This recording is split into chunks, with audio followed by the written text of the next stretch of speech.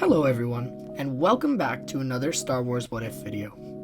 In this video, we'll be looking at what would have happened if the Sith found Anakin first, as suggested by Pyro over on the Bantha Stew Discord server.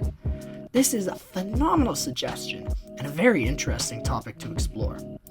So, without further ado, let's dive right into it. Our video begins on the desert of Tatooine, where younger Palpatine has been traveling for several days through the sand. Every few minutes, he stops to meditate, trying to sense something that's very faint. Eventually, Palpatine finds himself overlooking the town of Mos Espa, following his instinct. The first thing that he does is run over to a watering trough and drink as much as he can, as fast as he can. Once the thirst he gained from his long trek through the desert was quenched, he slumps to the ground, closes his eyes, and brings his focus back to what he's been searching for. After a few minutes, he catches his breath and resumes his search. He is very close. He can sense it.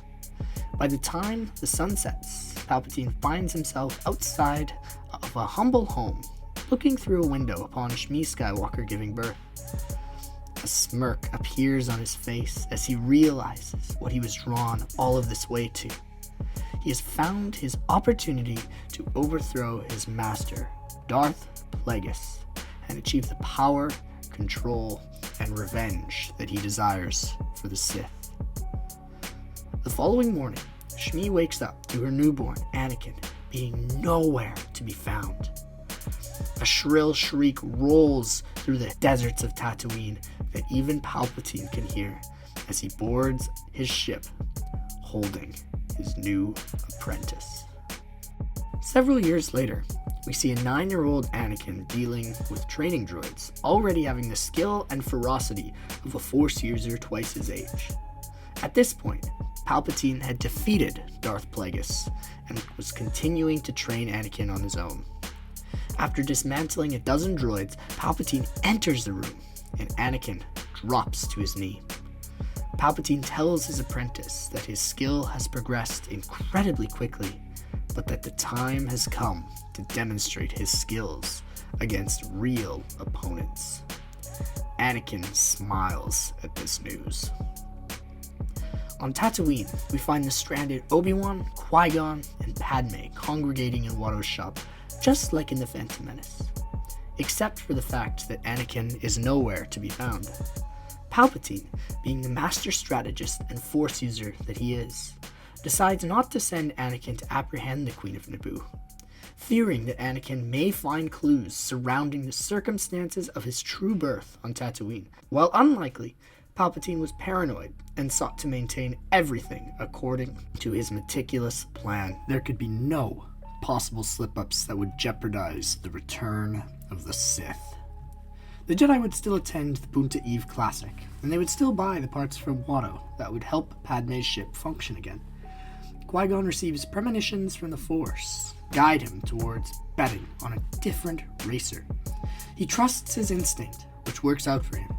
In the end, the gang receives the parts that they need, fix the Naboo vessel, and head back to the safety of Coruscant. When the delegation returns to Coruscant, there wouldn't be much that would change. Palpatine would still push Queen Amidala to move for a vote of no confidence in Chancellor Valorum, leading to his nomination and eventual election as Supreme Chancellor. Following this, Queen Amidala and her supporters would travel back to Naboo with Qui-Gon and Obi-Wan in order to liberate her people from the oppressive hand of the Trade Federation.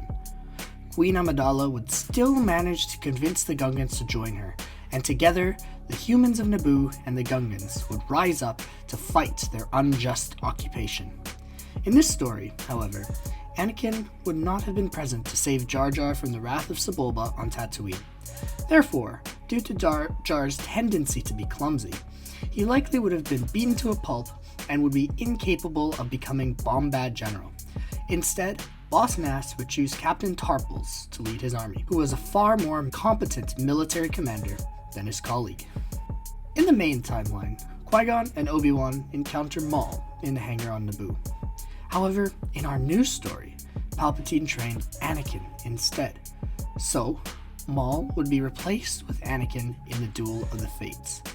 The contingent of anti-Trade Federation revolutionaries would come face to face with Anakin in the hallway, staring into his vengeful Sith eyes.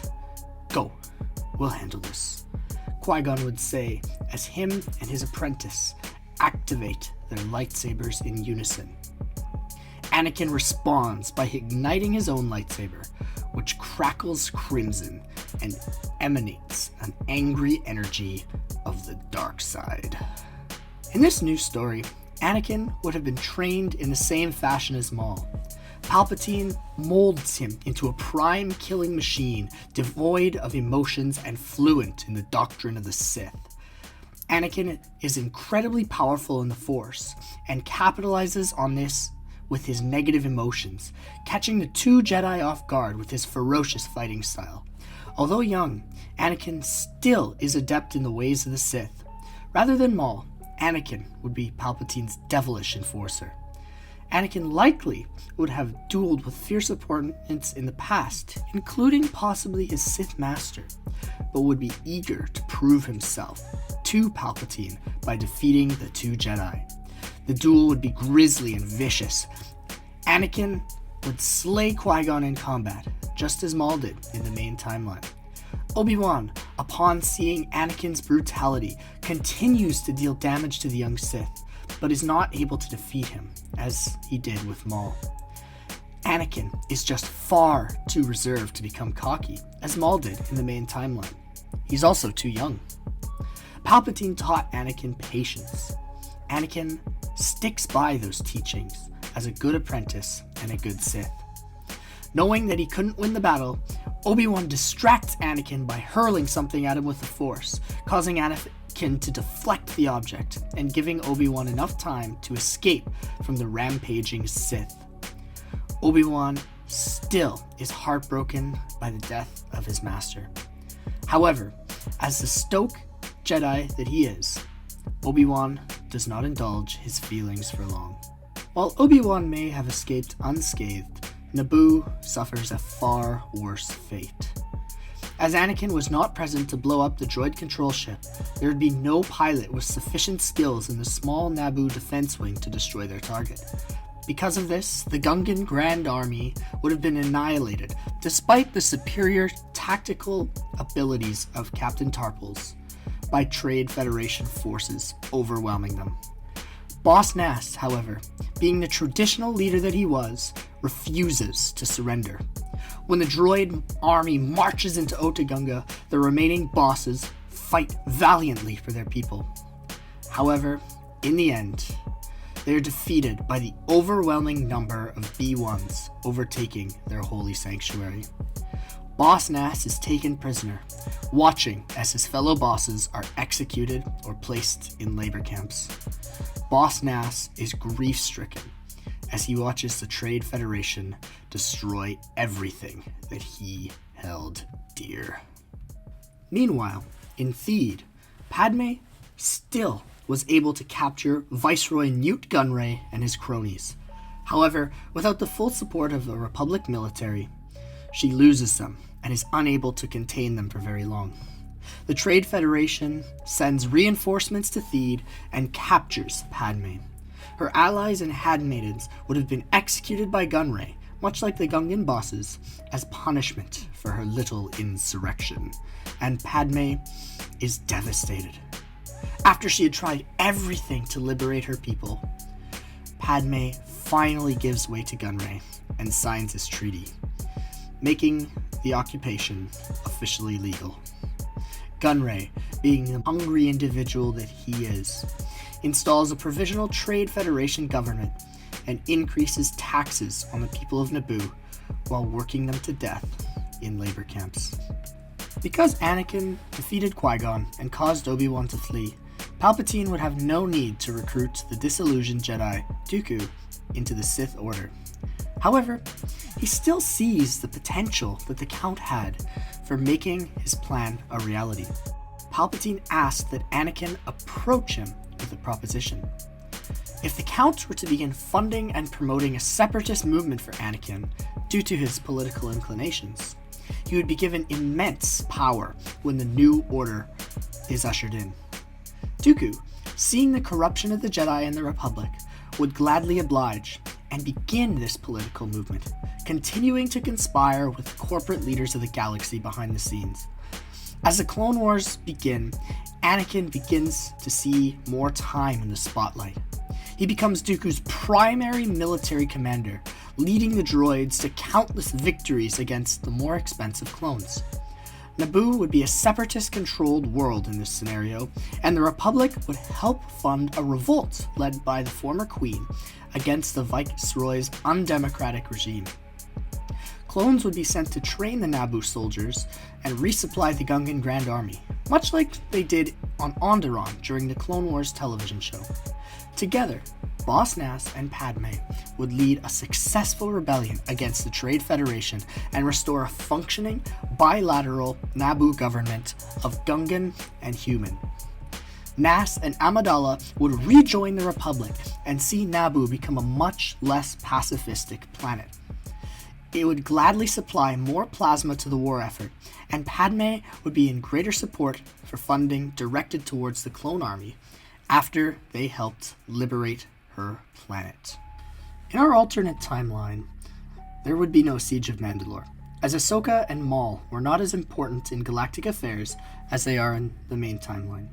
Instead, Dooku becomes frustrated with the loss of Naboo. He fears that other planets would follow suit and rise up against his separatist occupations. Despite his corporate council warning against it, saying that it was a bad idea, Dooku makes the executive decision to retake Naboo. He redirects forces participating in the Outer Rim sieges towards the Mid-Rim planet. One of those generals was Anakin. For years, Anakin gladly served in the Outer Rim and had never encountered his old rival, Obi-Wan Kenobi, because the Republic believed that Obi-Wan would be better suited to defend the Mid-Rim. Due to Obi-Wan's natural chemistry with Duchess Satine, he also went on many diplomatic missions to Mandalore in order to try and convince her to join the war. Satine never dies in this timeline because Maul is not there to kill her, and she remains true to her pacifist convictions. However, due to Obi-Wan's presence in the initial Battle of Naboo, the Council decides to redirect him and defend against the Separatist invaders alongside Commander Cody's 212th Battalion. Due to the increased military presence already on Naboo, they are able to hold their own against Anakin's first wave of Separatist attacks, but their forces can't hold up against the endless hordes of droids. When Obi-Wan's forces arrive, Anakin has nearly retaken Theed for the Separatists. Obi-Wan's Venators outnumber the Trade Federation blockade, however, and following a fierce naval battle, the Republic breaks through. Obi-Wan and the 212th descend upon Naboo and begin to help the Republic forces that are situated there. As the Second Battle of Naboo rages on, Obi-Wan and Anakin lock eyes with one another across the city square, instantly recognizing each other's presence in the Force. Anakin is eager for a rematch, and Obi-Wan would do what it took to defend the Jedi Order against this Sith menace. Igniting his lightsaber, Anakin abandons his droid army and charges at Obi-Wan mid-battle, beginning to fight him in the streets of Theed. Without their organic commander, many of the droids become confused and are overwhelmed by the free-thinking clones of superior skill. Anakin did not bring a tactical droid, because he believed that this would be an easy battle for him to win. His arrogance got the better of him. However, the battle of Force users continues. Dark side and light side clash, with Anakin using aggressive tactics to try and throw Obi-Wan off guard. Obi-Wan, however, is a master of defense and redirects almost all of Anakin's blows. Filled with agitation and arrogance, Anakin leaves himself open to Obi-Wan's attacks and is stabbed in the chest during their battle. Obi-Wan feels a slight pride in avenging his master, but quickly suppresses these dark emotions. He leaves Anakin and goes on to retake the city. Anakin, however, being the hateful Sith that he is, manages to channel his rage and preserve his life force. As Boss Nass and Padme were chasing the remnants of the droids from the city, Boss Nass stumbles across Anakin, crying out in pain and in rage. As an honorable warrior, Nass carries his opponent into the safety of Theed Palace and places him in a bacta tank, giving him to the Republic when they arrived. Obi-Wan would personally escort Anakin to Coruscant to be formally tried by the Republic for his crimes. Anakin taunts Obi-Wan the entire time, trying to get him to give in to his hatred for him and kill Anakin, but Obi-Wan refuses. Finally, upon arriving on Coruscant, Dooku sends a contingent of bounty hunters to free Anakin. This contingent is led by the infamous Cad Bane. Bane executes his plan to near perfection, surprising everyone with a bold bombing of the military landing pad that Anakin arrives on, after disguising the contingent as clone troopers. Anakin is freed and taken back to Dooku on Sereno, where he heals and awaits his next task. Palpatine sees this as the perfect opportunity to execute the final stage of his plan, claiming that the Jedi were plotting to overthrow the Republic with their old friend Dooku, and that they assisted the hunters in their mission. He stated that this corruption went all the way to the top, and that each Jedi knew of this plot, therefore had committed treason against the Republic. His execution of Order 66 was done live on air with popular support from the Senate and the citizens of the Republic. They believed that the Jedi had sabotaged their war effort, after all. The clones gunned down their Jedi generals swiftly. Anakin watches as these events are broadcast live for the galaxy to see, savoring the death of his longtime enemies. Dooku uses this as a political opportunity to show how deeply the corruption truly is in the Republic. During this time, Obi-Wan fled to Mandalore and became a political refugee. He stayed true to his Jedi convictions and never married Satine. However, he did serve by her side as Mandalore's Prime Minister. Following Palpatine's order to kill the Jedi, he continues to slowly transition the Republic into the Empire. His war with the separatists is ongoing, and Palpatine wants to continue to give his people some semblance of freedom, at least for the first portion of his reign. He also went about approaching the separatists in a very different fashion. In order to consolidate control of their territory, he negotiates with Dooku rather than kill him. He appoints Dooku to be a Grand Moff alongside Tarkin, just as he promised, allowing for the two to work together in tandem and silence many of Tarkin's more foolish ideas of fear-mongering and hopelessness among the population. Palpatine, after all, needs the popular support in order to remain in power and solidify his rule. Dooku is the check and balance that Palpatine needed. He prevented the Empire from going too far with its oppression. In fact, Dooku even manages to convince Palpatine that after the Senate is dissolved, the various regions of the galaxy should be able to elect their Council of Moffs. Dooku also prevents the overexploitation of many worlds by government overreach. However, since Palpatine negotiates with the separatists rather than dispose of them, the corporations still hold immense power in the galaxy. The Trade Federation acknowledges the developing empire's authority, but still works to oppose government sanctions on trade routes and megacorporations. After Anakin healed, he went on to become a hero of the Empire. His abilities were unparalleled, and many saw him as a liberating figure who continues to bring order to systems that believed in preserving the Republic of old. After Palpatine declares himself Emperor, Anakin went on many missions to squash violent protests and rebel cells. Due to the combined might of the dead Republic and the former separatists working in tandem, the rebel cause never gained incredible momentum in the galaxy at large. The people still had an illusion of freedom. Boss Nass and Padme continued to be vocal advocates against the encroaching government from Naboo, but their voices were crushed by numerous others who believed that they were extremists. However, many of the people on Naboo believed in what they had to say, and Padme is actually elected onto the Council of Moffs to represent her system.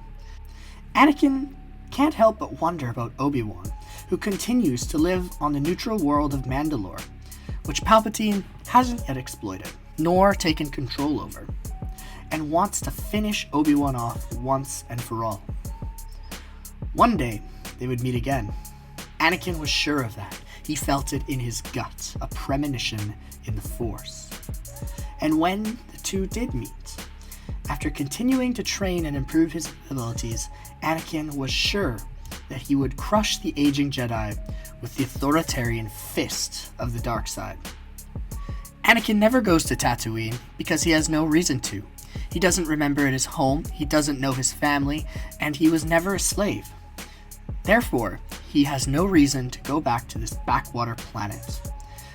So, Palpatine maintains his control on Anakin and never loses him to the possible anger of the light side of the Force.